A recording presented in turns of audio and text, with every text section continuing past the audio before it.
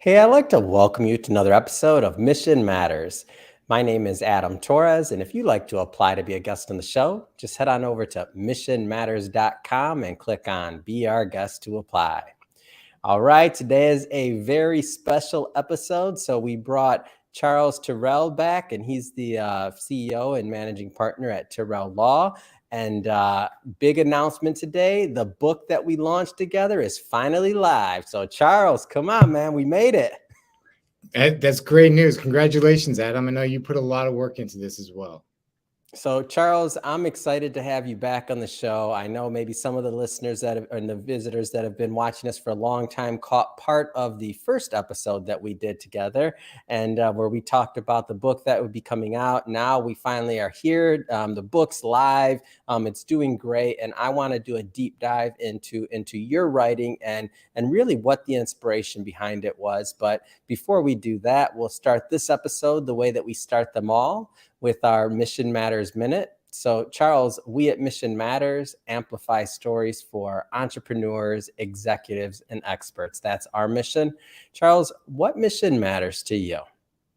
The mission that matters to me is helping people relocate from their home country to the United States in the most easy, efficient possible way to help their lives become stress-free during the process, because it is a very stressful, hard process for those families.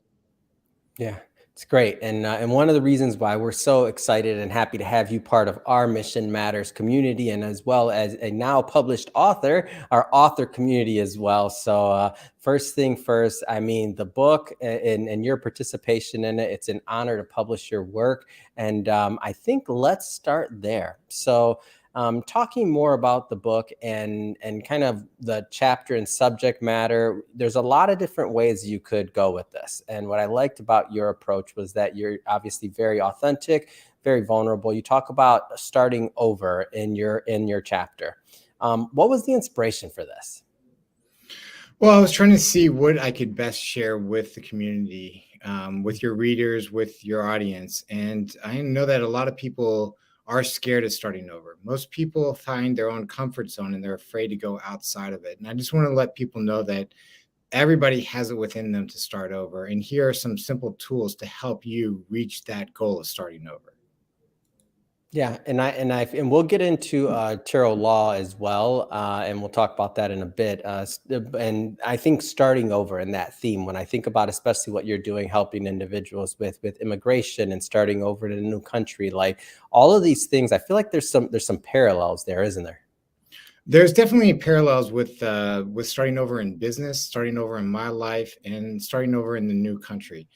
These lessons that I put in the book, in the chapter that I participated in, thank you again for allowing me to participate in this, um, applies to personal life, it applies to professional life, and it definitely applies when you're moving, even if you're moving from one city to another city or from one state to another state, and especially when you're moving from one country to another country. So Mhm. this is not just one aspect, this is for a variety of areas in your life. Yeah. And I know whenever we start a book project, and for those that are maybe newer to the brand or to the Mission Matters platform, so one of the things that we do is we scour the country, we scour the globe, and we look for the best authors that we can bring together, and to come together to contribute to a book, and then we of course publish that book and we distribute it. And the idea here is really to create really good content that others can learn from, myself included. Every single book that we've published, that we release, I mean, I learn from it. I'm a student as well, and I'm learning from our authors and the benefit of their knowledge and their experiences, as are, I hope, the readers and the listeners and everybody else that participates with us in the brand. So that's the spirit of the project. And so every time we start a new book project, every time we bring together a new group of business owners, entrepreneurs, and executives, I learn something new, Charles. It just happens every single time, and what keeps me in this business. I mean, I'm a lifelong learner. For all the lifelong readers and learners out there, you get it. Like, it doesn't matter how far you go in your career, what age, background, nothing. Like, it's that thirst for knowledge. So I guess that's been my experience, Charles. I'll kind of turn that question back on you. Like, what have you learned from the result of kind of going through this publishing process and or just experience to look within to pull out content really to be published? Because it's not an easy thing to do. Well, I mean, it's the same as you. You asked me what my mission statement was for Tyrrell Law. The thing is, I have a mission statement, a personal mission statement that I used to put up in my house, in my office, which literally is learn each day and share what I learn with others. This gave me an opportunity to do that because a lot of the lessons I learned are personal lessons, are lessons that I learned from clients and lessons that I've learned on my own personal journey by following different people such as Dave Ramsey, Grant Cardone, John Maxwell, people like that, just people who are experts in their field, getting information from them and then learning and not holding it within, but also sharing it with as many people as I can. And by contributing to this book, I'm hoping, and I believe, because I know how great your company is and the reach that you have, which is greater than mine, this is a way for me to help share that knowledge with others. Yeah, it's great. And so what do you hope some of the things are? And I know there's a lot to unpack here, but like, what are like kind of broad strokes? What are some of the things that you hope people walk away with, whether it's knowledge, a feeling, like what is after they read your work? The main thing that I hope that people learn and understand is that they can do it. A lot of times we're held back because we believe that, we're in where we are because that is our comfort zone. And we have to step out in faith and we have to step out in a challenge to change and disrupt our lives. The saying is, if you keep doing the same thing over and over again, keep expecting the same result. So you have to have some courage. You have to have some faith to step out and start over and go to a new country, to start a new business. And it's just that you have it within you. If you just follow these things and think about it, you have it within you. Don't be stuck in the same rut. If you're not happy, you have the ability to change it. And here's are ways that you can change it. Through going through this process, and I mean more so the process of looking within to pull out content and stories and things to share with others, because again, it's a revealing thing. Was there anything that surprised you, or that kind of like you look back and you were like, oh, I didn't expect that, and that was just another benefit? Like, was there anything that surprised you? I think one of the things that surprised me was in the beginning when I talk about staying within the field, something that you and you experience. As I talked, and I didn't really go too much in depth about that, but in 2016, because of something that was going on personally with me, I felt I needed to start over, and I had a couple of different routes to do it. And I could have either gone into immigration law and started my own immigration firm back then, but because I loved the people that I worked with, because I loved the clients that I had, I chose not to do that. And I tried to do something else, and I struggled, and it was because I was going outside of something that I was truly 100% comfortable with. And then in 2020, the pandemic happens, everything else happened. My personal life had changed, the firm had changed, and I needed to start over, truly start over from scratch. At that point, I was ready to and felt comfortable. This is where I need to do. So sometimes the other thing is, just thinking about it now, we have an idea that we want to start over, and you know how we are. We want things now. That's how we are. We want to do it now. Entrepreneurs don't have patience, and they want it done now, and they think it's going to take less money and less time to achieve their goal. No, don't tell me that, Charles. Well, yes. And sometimes you're just not ready. And sometimes you have to be a little bit patient. And that's also something that I didn't even put into the chapter, but as we're discussing right now, something that I realized. So for those of you who are thinking of starting over, also make plans, make plans, reach out to people that are within, reach out with people that are going to help you. And when I say people that are going to help you, don't go to mom and dad. Okay. Because mom and dad loves you, but mom and dad's not going to give you the best advice because they're scared for you, because they love you and they don't want to see you fail. And you have to be comfortable with failing because you're going to fail when you're starting over. Hmm.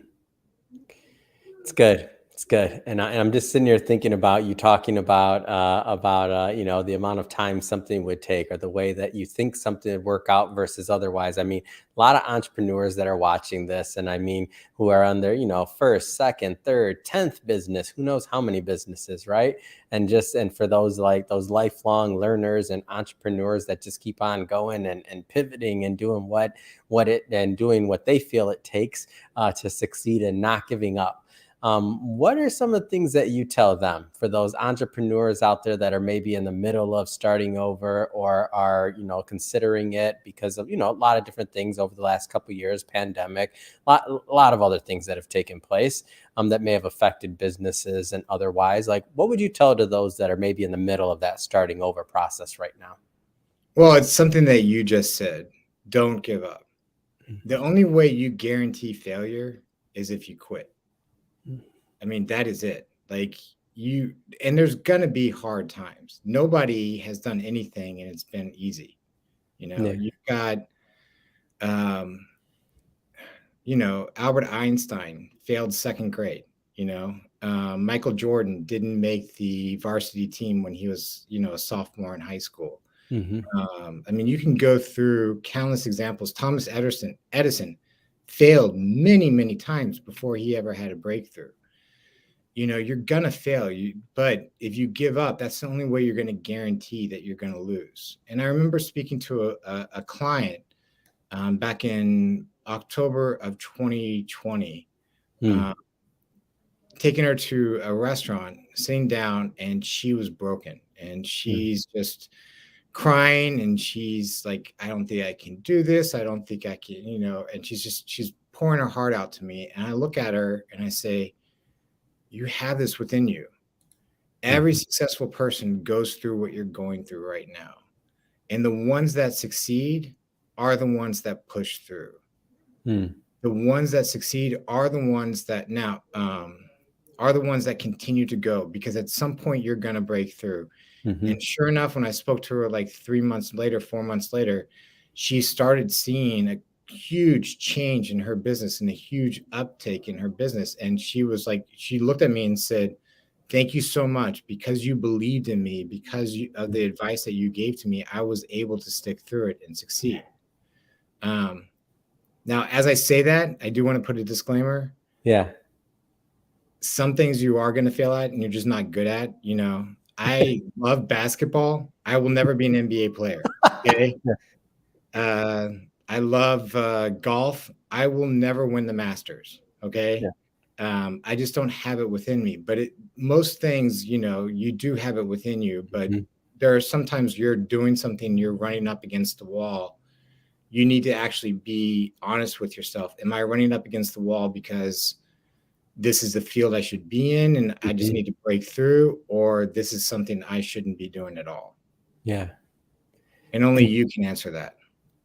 And speaking of honesty, and I've heard this like time and time again, and I am not that I hold myself out there as a business coach or claim that I have it all figured out, because I'm working on myself as an entrepreneur. But one thing that I've been told on my journey is that a lot of times when something fails, or when something, didn't work out, the individual will, after they look back, they'll kind of do a deep dive into their self, and they look inward and they're like, I didn't think that was going to work. And I understand why now. So when it comes back to that honesty and just thinking about, like, if it's something you truly want, right?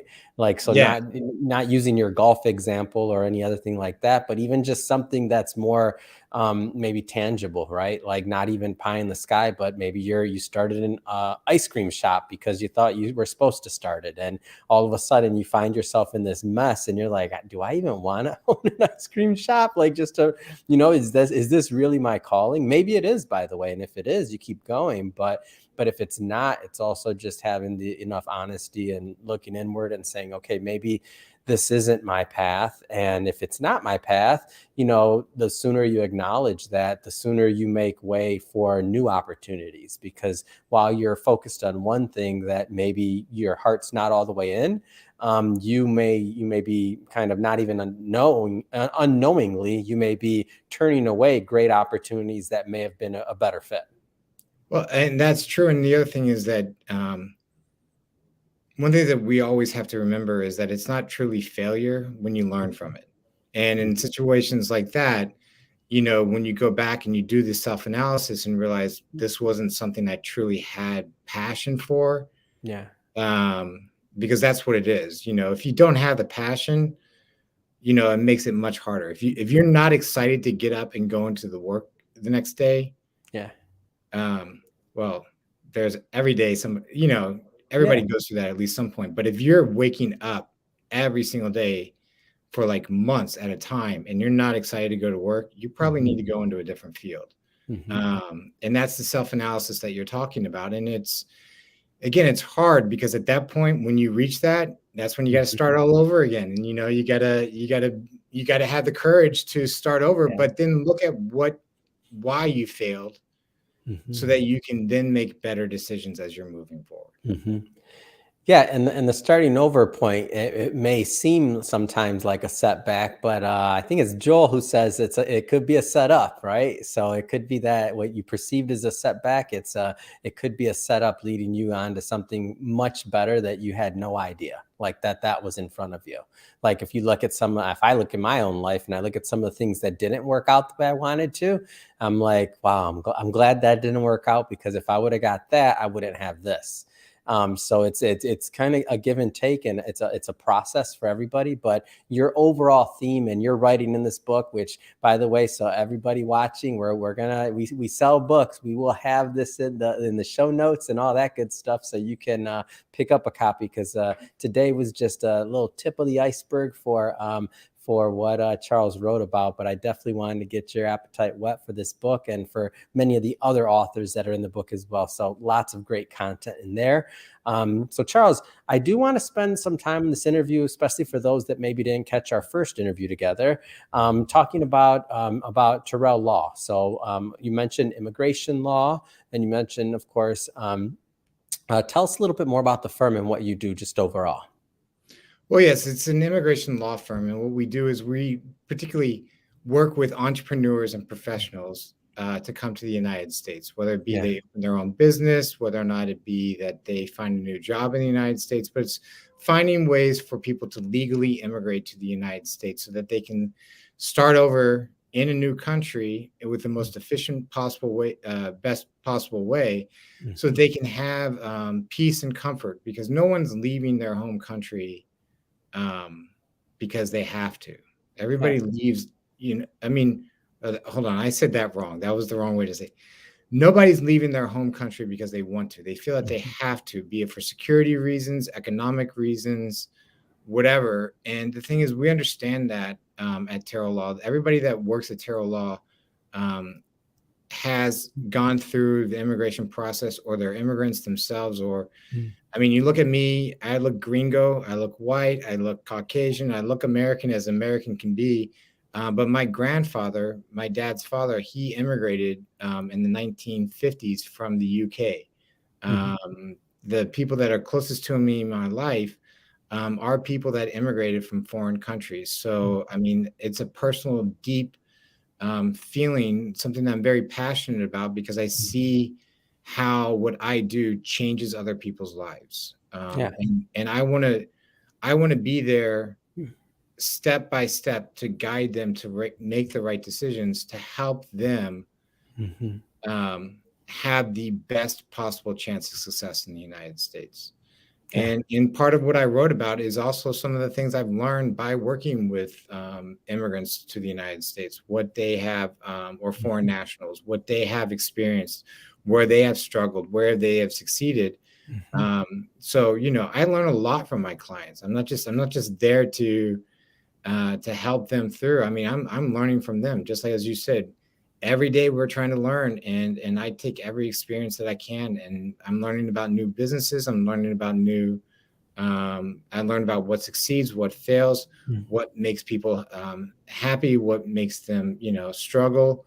And, I have a passion for this because I truly care. It's great to, it was funny going out to dinner with my girlfriend a couple of weeks ago. She was talking about a restaurant. I was like, oh yeah, that was my client.